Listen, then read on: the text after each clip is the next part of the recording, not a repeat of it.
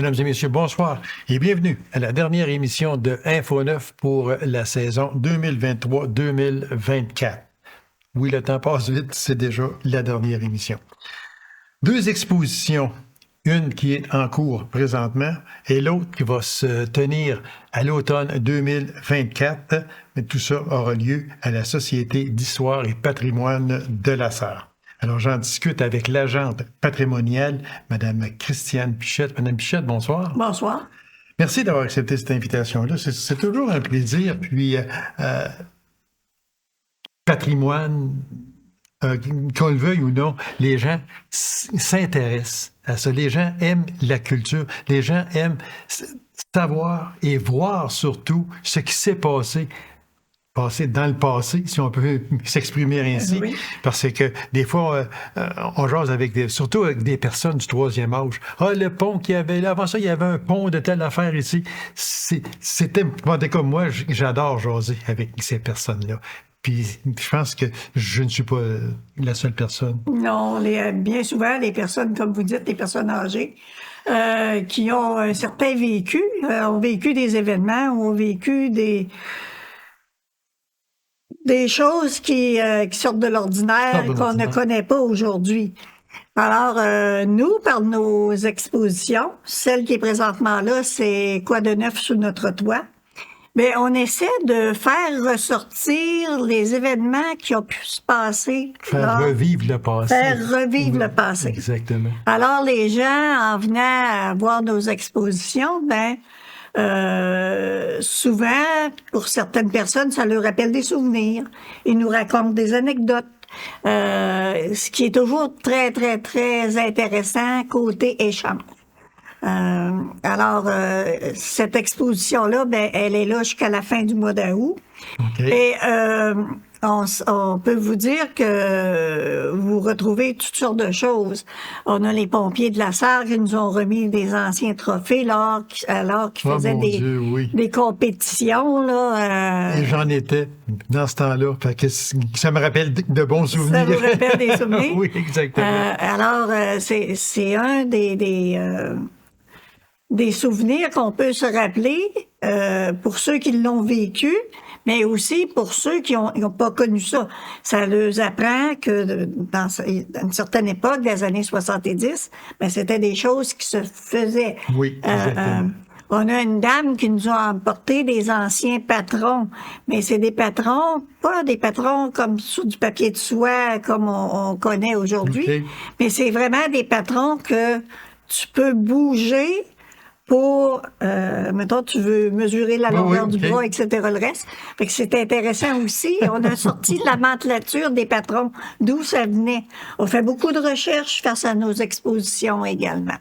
Alors, on essaie autant que possible d'informer les gens du mieux de nos connaissances. Si il arrive des fois, non, c'est pas tout à fait ça, mais on va se rajuster, on va rajuster nos informations.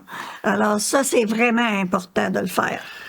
Les gens participent bien dans le sens que si vous demandez des photos différentes, les gens participent. Habituellement, oui. Collaborent bien. Oui. Habituellement, les gens collaborent bien. Mais maintenant, la société, ça fait 23 ans qu'elle a pignon sur rue. Elle est connue. Ça le fait 23 ans le 1er avril. Alors, on a quand même une belle banque de photos. On a quand même une belle banque d'objets aussi qu'on utilise lors de nos expositions. C'est un peu un remerciement qu'on veut faire aux gens qui nous donnent ces objets-là.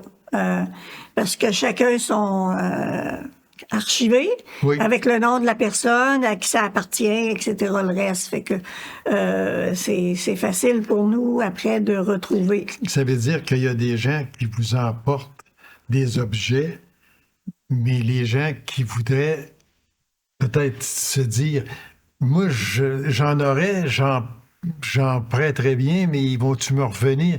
Ça, il n'y a pas de crainte là-dessus. Il n'y a pas de crainte, non. Non, il y a des gens qui nous en ont passé, puis dès que l'exposition a été terminée, je les ai rappelés, je les ai dit, écoutez, vous pouvez venir chercher vos choses, vos photos, vos objets, il n'y a pas de problème, ils sont à votre disposition. Alors, on se fait un point d'honneur de remettre les choses. Bien souvent, quand il y a des photos, nous, on va les numériser pour les garder en banque, et de un.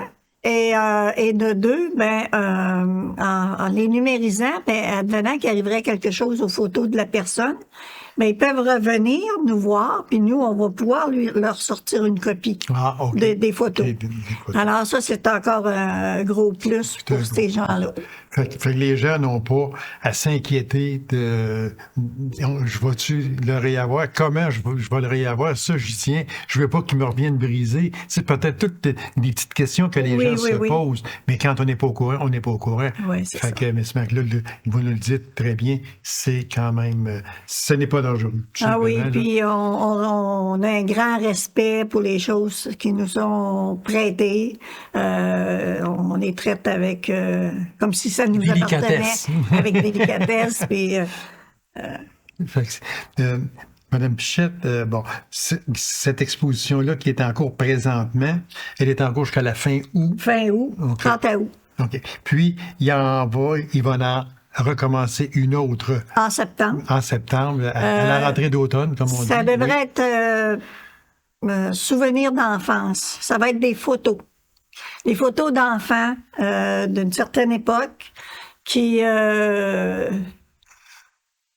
comment je pourrais bien dire? Qui vont... le vécu des enfants à certaines époques. Oui. Que ce soit avec des jouets, avec leurs parents ou autres, ça devrait être intéressant comme exposition. C'est sûr que là, on est juste embryonnaire, exactement, oui. Et quand on va arriver au début du mois d'août, c'est là qu'on met en branle la machine, les recherches des photos, on a aussi des jouets qu'on va pouvoir exposer. Fait que ça devrait être intéressant. Ça va être avec le début de l'entrée des écoles aussi. Exactement, oui. Fait que les enfants vont pouvoir venir voir ça aussi. On va inviter les écoles à venir nous rencontrer pour venir voir ces photos. Parce que les objets ou les jouets, on va dire dans les années 50, 60, ils sont loin, n'étaient pas ce qu'ils sont aujourd'hui. Non. Il y a un contraste affreux, terrible, comme on dit. Fait que puis ceux qui, comme on en a parlé tantôt, ceux qui en auraient à prêter, ne vous gênez pas, puis surtout, n'ayez pas peur, les objets vont revenir. Ah oui, c'est ça qu'il y a. Oui. On se fait un point d'honneur d'en prendre bien soin.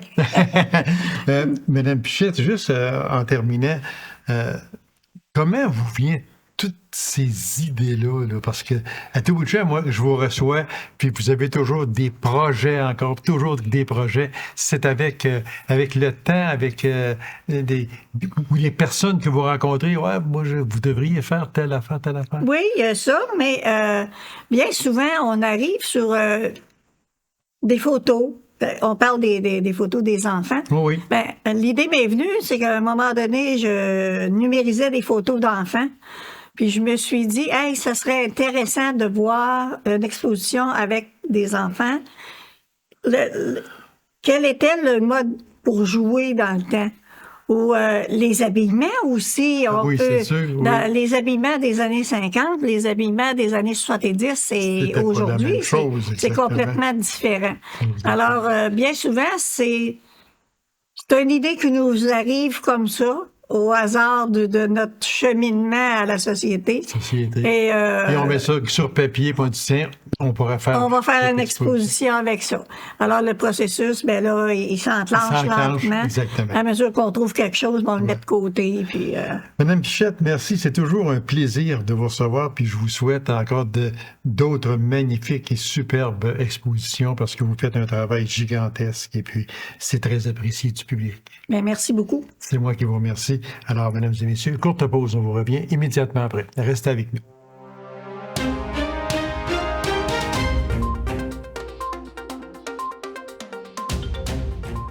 déjà la 20e édition du Festival des guitares du monde.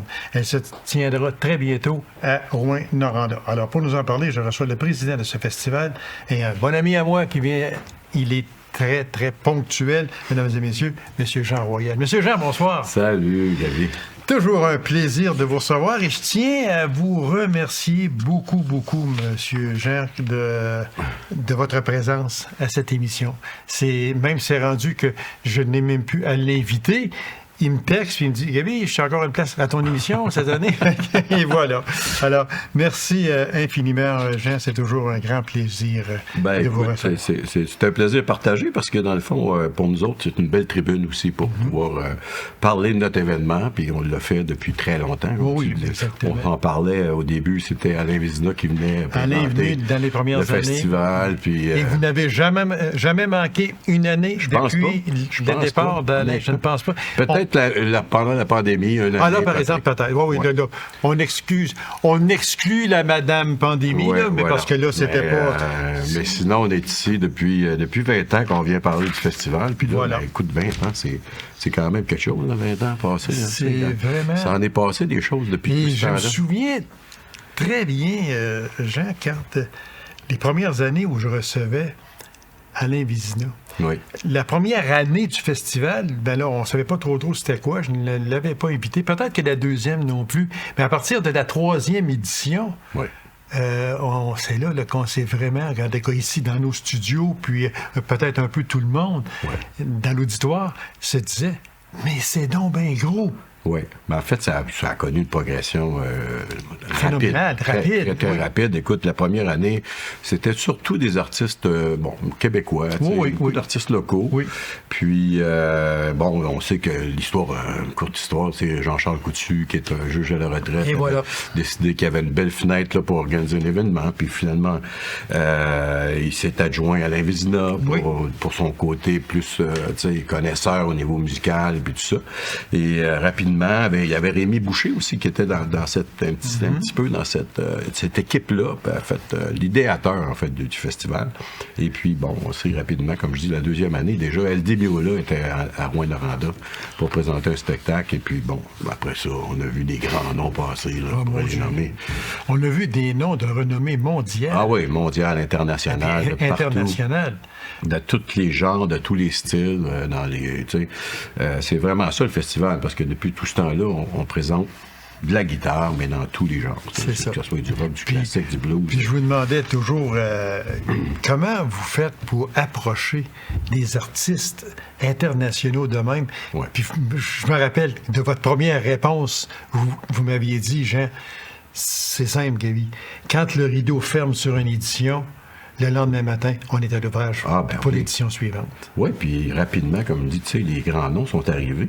Puis, on a fait des contacts avec les grandes agences à travers le monde. Oui. Puis, quand tu reçois LD Miola la deuxième année, puis qu'après ça, tu reçois des Johnny Winter, en tout cas, je pourrais toutes les nommer, là.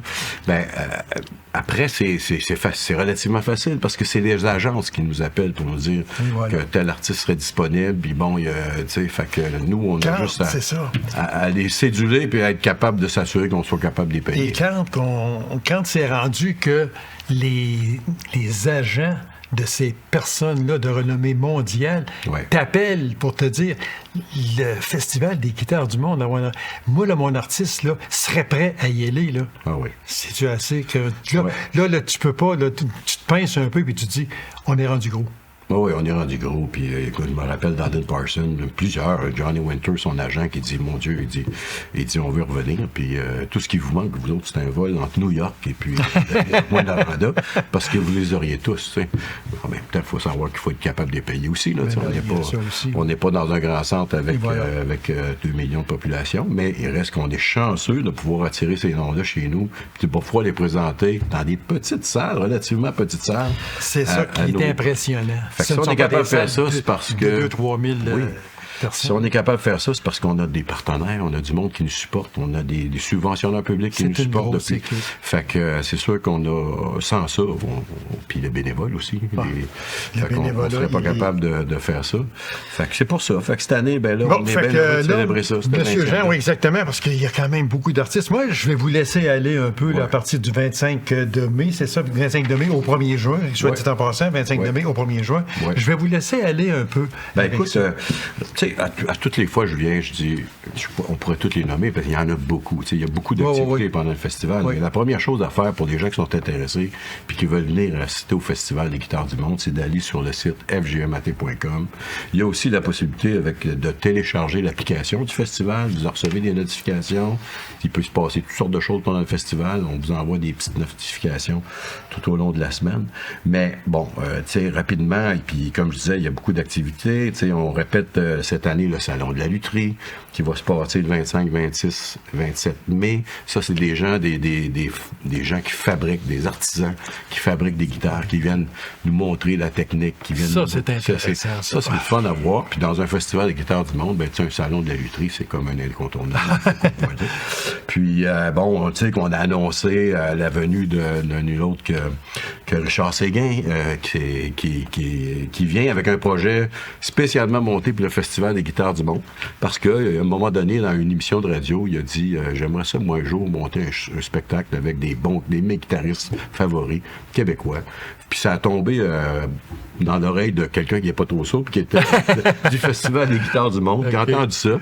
Puis écoute, nous autres, ça nous a ouvert une porte. On a fait une offre à l'équipe de Richard Séguin. Puis finalement, ben, il était avec nous autres.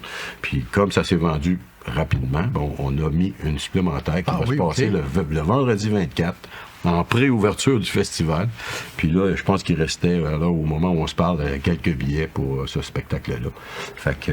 Et lui, son spectacle qui était prévu, reste prévu, c'est le 25 de mai. Oui, le spectacle premier, c'est le 25 mai, mais on fait un supplémentaire le 24 mai, le vendredi. Puis après ça, ben là, écoute, on va défiler ça pendant 8 jours. Mais tu sais, on peut nommer des noms comme ça rapidement. Oui, on va y aller, oui. Tu sais, on a parlé du samedi avec Richard Séguin. Il y a Yamandou Costa, qui est un Brésilien. Tu sais, comme je disais, on voit dans tous les styles qui va être avec nous autres le samedi soir sur la scène de l'Agora des Arts, la scène Hydro-Québec. Okay. Alors, ça, c'est un guitariste de grande réputation. Puis il joue avec une guitare de 7 cordes. De 7 cordes? 7 cordes, oui. Au lieu de 6, il s'est rajouté une corde, parce que bon, c'est... Puis ça lui permet justement d'être un grand guitariste virtuose qui a joué avec des grands orchestres symphoniques faits comme soliste à travers le monde. Fait que vraiment... c'est la première fois de ma vie que j'entends parler d'une guitare à 7 cordes. Oui, il y a une guitare à 7 cordes. On sait qu'il y a des guitares de 12 cordes. Il y a une corde de plus, qui est peut-être une corde plus vers les basses, mais c'est spécial. Sa guitare a vraiment une note de plus, une note de plus. Ouais, c'est ça. Okay. Après ça, ben, on sait que cette année, spécialement, il va y avoir des spectacles aussi à l'extérieur. Le premier samedi soir. Comme le premier samedi soir, c'est les Shirley. Fait que les gens sont invités, c'est des spectacles gratuits. Depuis quelques années, on monte un site dans le Vieux-Nord, puis avec une scène, une belle scène. Fait que là, cette année, on invite les gens à venir célébrer à l'extérieur avec nous autres. Histoire de peut-être aussi de s'ouvrir sur une nouvelle clientèle. Fait qu'on présente les Shirley en ouverture avec Walter Drews, qui est un jeune australien, mais qui réside ici à La Sarre. Oui? Ouais, Walter Drews, un guitariste extraordinaire qui est d'Abitibi-Ouest. Qui vit avec une jeune dame qui s'appelle Laurence Marquis. Ah, OK. Ah, bon Dieu. Famille Marquis de La Sarre. De La Sarre? Oui, c'est ça. Ah, bien, écoute. Ça, on le répète, c'est gratuit. Oui, ça, c'est gratuit. Puis à tous les jours, il va y avoir, excepté le mercredi, mais à tous les jours, il va y avoir un spectacle sur l'heure du dîner, puis un spectacle à 5 heures. gratuit, encore une fois, sur la zone à Nico Eagle du Festival des guitares du monde. Fait que ça, on invite les gens à venir, ils vont pouvoir prendre un verre, il va y avoir le dîner, il va y avoir aussi des petits lunchs pour le souper. Oui, okay. Fait que les gens viennent vraiment écouter de la musique gratuitement sur le site du festival. Fait que ça va se répéter à tous les jours, comme je disais, sauf le mercredi où il n'y en aura pas à 5 heures, parce que mercredi, entre autres, c'est Rémi Boucher. C'est un spectacle spécial, sur invitation. Ça s'adresse strictement aux festivaliers, c'est-à-dire aux détenteurs du passeport, à nos partenaires. Okay. Tu sais, dans le fond de la soirée 20e anniversaire, on va célébrer un peu cette soirée-là avec les fondateurs du festival, qui sont Alain et en fait Jean-Charles Coutu. Et on va faire un petit survol de ces 20 dernières années-là avec eux autres. Puis, sous forme de vidéo? Ben en fait non, ça va être live, là, ça va être forme d'entrevue avec moi je vais être là, puis on va s'échanger des anecdotes sur les après le spectacle de Rémi Boucher. Mais des anecdotes, il doit en avoir un autre? Il y en a beaucoup. Tu sais, on en a tous, chacun a quelque chose à raconter sur le festival qu'il a vécu avec soit avec des artistes ou avec les gens du festival. Toutes des belles anecdotes. Puis on va s'en raconter plusieurs ce soir-là. Oui, exactement. Fait que, tu sais, on reçoit cette année, le mardi, Marcin, qui est un jeune Polonais virtuose aussi, qu'on a vu sur la scène de American Got Talent, qui est arrivé 2e sur cette scène-là. Fait que, puis qu'il est viral sur les réseaux. C'est là qu'on découvre les artistes souvent. Puis je me fais parler sur la rue, puis je dis, Marcin, il va-tu venir au festival? Ben, j'ai dit, si il y a un guitariste qui doit venir à quelque part, c'est probablement au festival des guitares du monde. C'est probablement là. Ça nous avoir donné un scoop, puis là, c'est la nôtre, je le savais qu'il venait. Fait que, quand on l'a annoncé, je me suis empressé d'aller les voir pour leur dire. Mais beaucoup de découvertes à faire au festival. Tu sais, le mardi avec Little Misty, qui est un groupe de Montréal, qui font dans le folk un peu. Il y a Wesley, qui est déjà venu au festival, qui va être là jeudi 30 mai. Qui d'Haïti a gagné plusieurs prix, que ce soit au niveau de la musique du monde, à Radio-Canada, tout ça, puis qui était déjà venu aussi dans le passé. Le 20e, on revisite quelques artistes qui sont venus c'est normal de faire des ans. Une espèce de rétro à ce moment-là. Oui, Opal Ocean, qui avait été d'un coup de cœur pour plusieurs, puis qui reviennent cette année. La famille de nuit, ça c'est vraiment un projet spécial. Vous connaissez tous Claude Meunier, de La Petite Vie. C'est un amant de musique, surtout de la musique country, western. Puis on connaît ces chansons qu'il avait fait dans le passé, tu sais, avec le groupe Paul et Paul ou avec Ding et Dong. Alors, il a vraiment trouvé des musiciens qui sont prêts à le suivre dans ce projet-là. Puis, ils vont venir le présenter au Festival des guitares du monde. Ça va être le vendredi. Ça, c'est le 31 mai. Oui, le 31 mai. Et écoutez, c'est un spectacle musical, mais aussi, on peut s'attendre à ce que ce soit humoristique. Que ce soit humoristique un peu. Fait que, mais bon, c'est tous d'excellents musiciens. Fait que je pense que ça peut être une belle soirée à vivre. Ça va vraiment être intéressant pour tout le monde de sortir de là puis d'avoir ri puis avoir entendu de la bonne musique. Encore une fois, je rappelle, Kim Churchill qui était venu, lui aussi, c'est un coup de cœur, qui vient de l'Australie. Tu sais, on dit qu'il y en a partout, là, à travers on a parlé de la Pologne, on parle de l'Australie, on parle de Haïti, on parle du Brésil. C'est vraiment mondial. Oui, c'est vraiment tout à fait. On va aussi du côté des Autochtones avec Ace Nabe, qui vient du nord d'Ontario, qui est un cri, qui est un excellent guitariste, mais aussi il a une superbe de belle voix. Alors lui, on va le voir le lundi 27 mai à la scène Hydro-Québec. On va fermer le festival avec nul autre que Kingfish, que Kristen Ingram, qui est un Américain du Mississippi, qui est un bluesman. Vraiment une présence sur scène là, assez extraordinaire. Alors ça, c'est vraiment un spectacle à ne pas manquer, qui va être en fermeture le samedi. Et puis je rappelle que pour le 20e anniversaire, il va y avoir une exposition qu'on dit interactive avec nul autre qu'Alain Vézina, qui est un des fondateurs. Puis écoutez, ça s'appelle 45 tours de magie. En fait, il va y avoir une anecdote, il va y avoir 45 anecdotes autour d'un vinyle de 45 tours sur les 20 ans du festival. Alors, les gens vont pouvoir soit y aller sur une forme de rendez-vous sur l'exposition, ou bien encore là, de le faire de façon en solo. Puis ça va se passer du 30 au 2 juin. 30 mai au 2 juin. Le temps nous presse beaucoup. Allez sur le site là, du Festival des guitares du monde à Abitibi-Témiscamingue. C'est la meilleure façon. C'est la meilleure façon. Nous, on peut rappeler que c'est du 25 mai au 1er juin, c'est la 20e édition, pour la billetterie. Oui. Ça, c'est important. Toujours la même chose, fgmet.com. On se procure nos billets en ligne. On peut voir la programmation dans sa totalité. On est capable d'écouter un extrait, d'entendre un extrait vidéo ou un extrait audio. On peut se faire une idée sur ce qu'on aimerait voir. Alors ça, c'est bien, bien simple. Sinon, on appelle au bureau du festival 819-797-8288 ou encore se présenter au bureau 37 7e rue. C'est tout simple que ça. C'est tout simple que ça. Bien simple. C'est du lundi au jeudi de 9h à 16h et le vendredi de 9h à 12h. Et voilà. Puis, juste une petite anecdote ici que j'ai ramassée au fil des temps, disons. En 19 éditions, on a 2000 artistes. Ouais. Et puis, 25 000 entrées. Oui. Et puis je dirais peut-être plus que ça même. Oui. C'est toute une réussite. Oui, parce que, tu sais, on parle d'entrée, je te dirais qu'on a déjà été dans les 20 000 par année, tu sais. Tout près de 20 000, là, tu sais, mais il reste que c'est beaucoup de monde au fil de 20 ans, là, tu sais. Mais les 2000 artistes, là, tu sais, c'est pas mal ça, parce qu'on reçoit en moyenne 100 musiciens accompagnateurs à chaque année. Fait que si on multiplie ça sur 20 ans, c'est beaucoup. 100 fois 20, ça fait du monde. Ouais. Fait que aussi, il ne faut pas oublier de rappeler que également il y a des spectacles extérieurs. Entre autres, ici, on a parlé de Les Shirley, les Walter Brooks. Oui. Gab Pocket aussi. Gab Pocket qui va fermer ça le samedi. Et puis pour moi, Gabi, c'est ma dernière année. Ben oui, j'en étais rendu là, mon cher ami Jean.